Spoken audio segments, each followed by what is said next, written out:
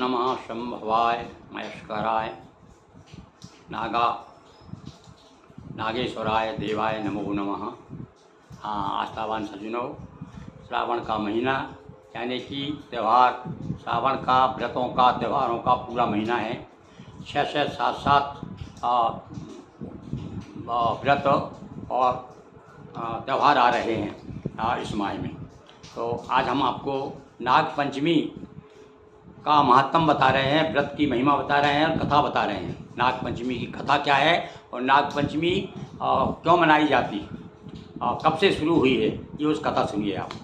तो ये बहुत पुरानी, आप सभी जानते हैं। कश्यप ऋषि के 2 स्त्रियां थी, एक का नाम था कद्रू, एक का नाम था विनिता। विनिता जो है गरुड़ की माँ है और कद्रू जो है सर्पों की माँ है।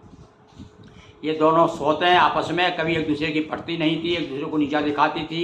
गरुड़ जो है नागों को परेशान करते रहते थे, इसलिए कद्रू हमेशा कुछ न किसी बहाने से उसको नीचा दिखा करके अपने बस में करना चाहती थी। तो एक बार क्या हुआ कि सामने घोड़ा देखा उन्होंने, घोड़े का एक घोड़ा बना हुआ था वहाँ। विनिता ने देखो अमृत से उत्पन्न अश्व रत्न श्वेत है, आज सभी श्वेत बाल इसके काले दिखाई देते हैं। अब आपस में बात हो रही, विनिता कह रही कि सफ़ेद एक घोड़ा बना हुआ था। तो विनिता ने कहा कि देख ये कितना अच्छा घोड़ा है, कितने सफ़ेद बाल हैं इसके, कितना सफ़ेद रंग का है। अब कद्रू ने कहा कि नहीं सफ़ेद नहीं है, ये तो काला है, काला रंग का है। अब उसने मन में विचार किया, इसके बेईमानी मन में आई। इसने सोचा होगा कि अपने बेटों को उसकी पूंछ से लपेट दूंगा। देखो इसके पूंछ के बाल जो हैं बिल्कुल काले हैं, तो लपेट दूंगा, लपेट दूंगी, ताकि ये क्या मेरी शर्त हो गई दोनों में कि भाई देखो यदि वाकई में सफ़ेद है क्या, हाँ सफ़ेद है, तो नहीं काले हैं, तो अच्छा बोले शर्त हो जाए। वो जिसकी बात सही होगी वो स्वामिनी बन के रहेगी और जो हार जाएगी उसको दासी बन के रहना पड़ेगा। तो देखिए सोतों में किस प्रकार से बात हुआ करती थी और किस प्रकार से बेईमानी शुरू से चली आ रही है। तो उसके बाद में कद्रू ने अपने बेटों को बुलाया और कहा कि बेटा ऐसा करो, तुम लिपट जाओ घोड़े से ताकि वो काला दिखाई दे। किंतु वो लोग माने नहीं। तो क्या हुआ, ताकि मैं ऐसा करूं कि तुम लिपट जाओ तो काला दिखेगा घोड़ा, तो विनिता से कहूँगा कि देखो घोड़ा काला है और मैं उसको दासी बना लूँगी। इस प्रकार से सोत को अपनी दासी बना करके, आपको मालूम है ना किस प्रकार से मनसा ने क्या कहा था, कैकई से कि कौशल्या तो तेरी स्वामिनी हो जाएगी और तू दासी बन के रहेगी। तो सोतों का तो ये हाल रहता है भाई है। तो उसने ये कहा हम तुम्हारा कहा नहीं करेंगे। वो नाग लोग जो हैं उनसे कहा तो उन्होंने मना कर दिया, बोले हम तुम्हारा कहना नहीं मानेंगे माँ, ये तुम बहुत गलत काम कर रही हो। तब कद्रू ने क्रुद्ध होकर के उन्हें शाप दे दिया, अपने बेटों को शाप दे दिया, जाओ तुम्हें अग्नि जला देगी। बहुत दिनों के बाद पांडव वंशी राजा जन्मेजय विकराल सर्पयज्ञ करेंगे, उस यज्ञ में प्रचंड पावक तुम्हें जला देगी, ऐसा शाप दे करके कद्रू चुप हो गए। अब बता दिया उसने कि वो द्वापर युग में जा करके ऐसा यज्ञ होगा, उस समय तक तुम रहोगे, उसके बाद में और तुमको वो जला देगा। यज्ञ में उसने एक सर्प यज्ञ किया था, सर्पों को बुला करके जलाना शुरू कर दिया था।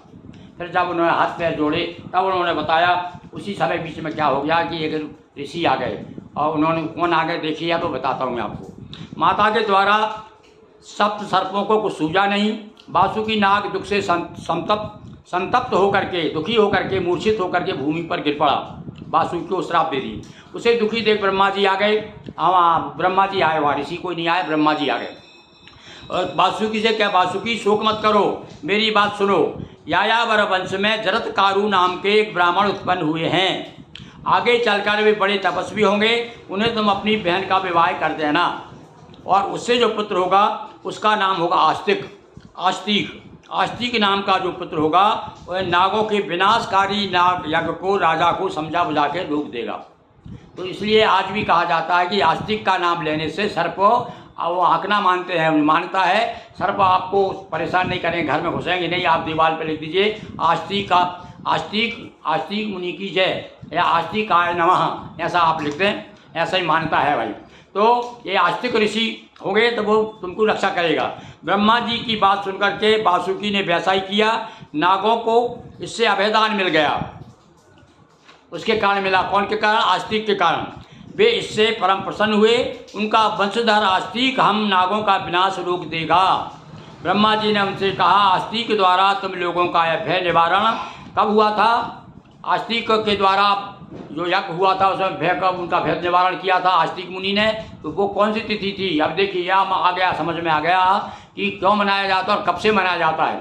तो ये आस्तिक द्वारा तुम लोगों का भय निवारण श्रावण शुक्ला पंचमी को होगा। कौन ने कहा था? ब्रह्मा जी ने कहा था।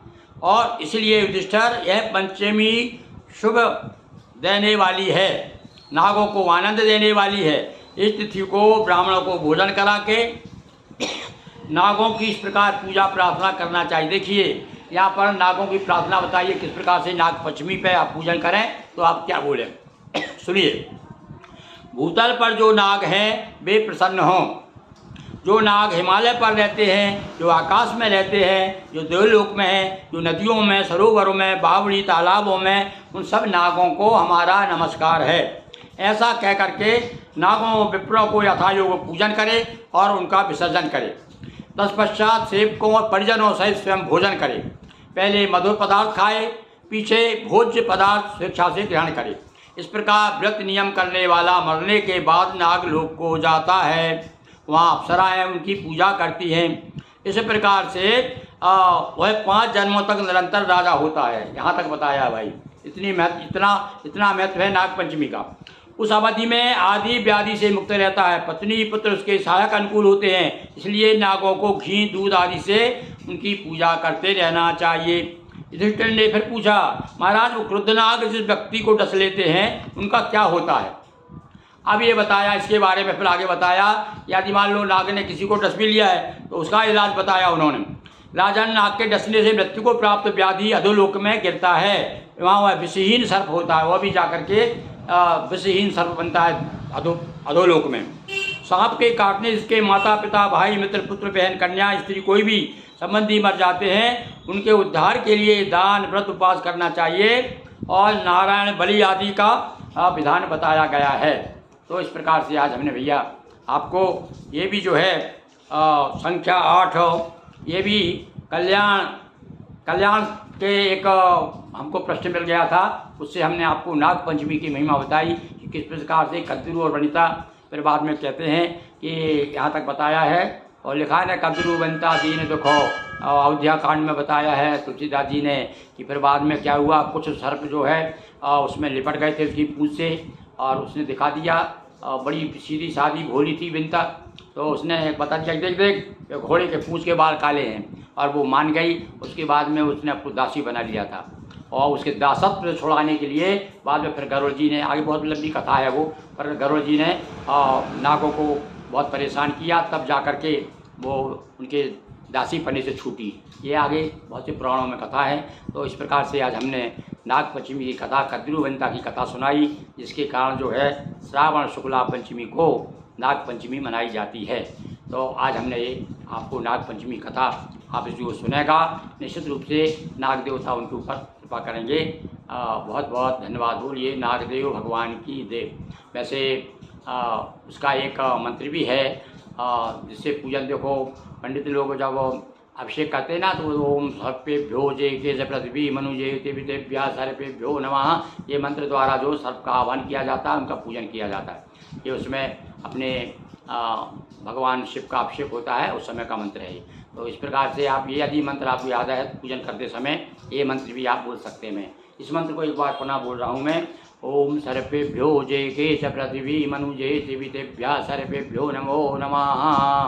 तो बोलिए सर्वदेव भगवान की जय।